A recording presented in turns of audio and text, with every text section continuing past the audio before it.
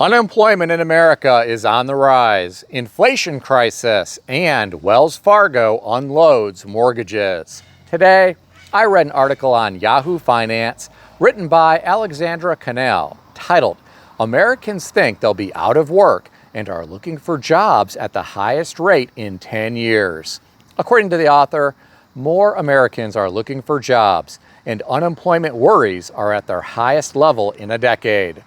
This is according to a new survey released by the Federal Reserve Bank of New York on Monday. Now, here is the most interesting part of this article. 28.4% of people said they've been searching for a new job over the past 4 weeks, which is the highest level since March of 2014, and an increase from 19.4% in July of 2023. Well, my friends, I feel like this is the calm before the storm. I have to wonder, what is in store for the labor market in the future? The fact is, unemployment is on the rise in America.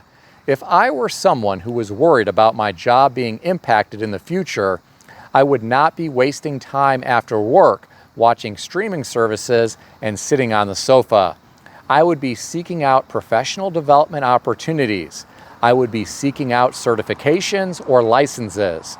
I would enhance my skill set so that I could be the best applicant on paper in the event I ever needed to apply for another job. I would also spend time networking and making connections with people who may be in a position to assist in the future. Will most people do this? No, unfortunately they won't. A lot of people get stuck in their routine because it is comfortable, but then they panic and don't know what to do when the unexpected happens. I read some of the comments beneath this article. I'll share some of them with you. Before I do, please understand, these are the thoughts and opinions of the commenters. Many are political in nature.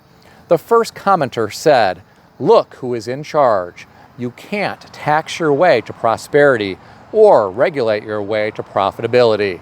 Voting has consequences." The next commenter said, "But every month for the past 3.5 years, we have been fed that Biden was creating hundreds of thousands of jobs every month."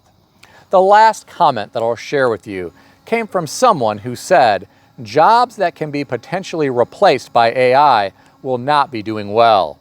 Companies that create AI will be doing great."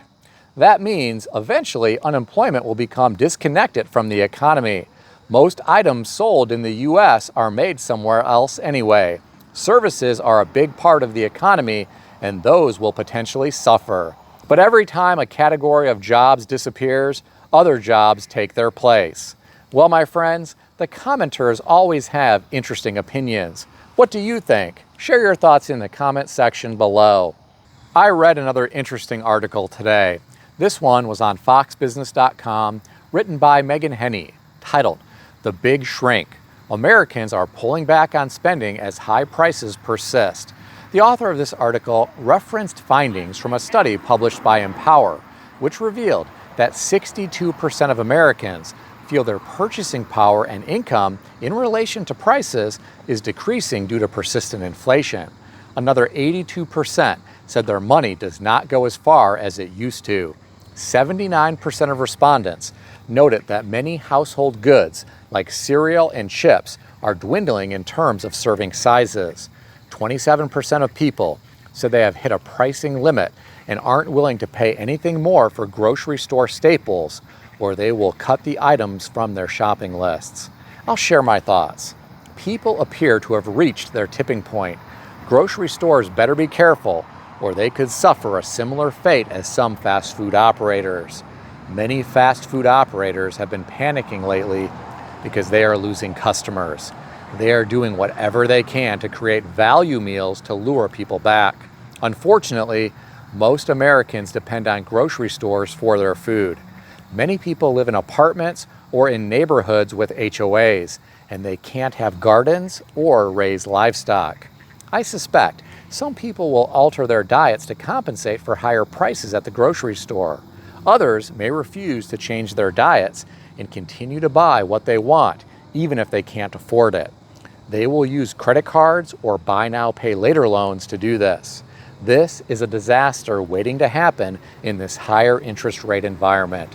Getting back to the article, the author said, food prices are up 21% since the start of 2021, while shelter costs are up 21.6%. This is according to Fox Business calculations. Well, my friends, that right there should clue you in to why many Americans are struggling financially. Most people probably haven't seen their wages increase 21% at work since 2021. Retired people haven't seen their Social Security checks increase by that much.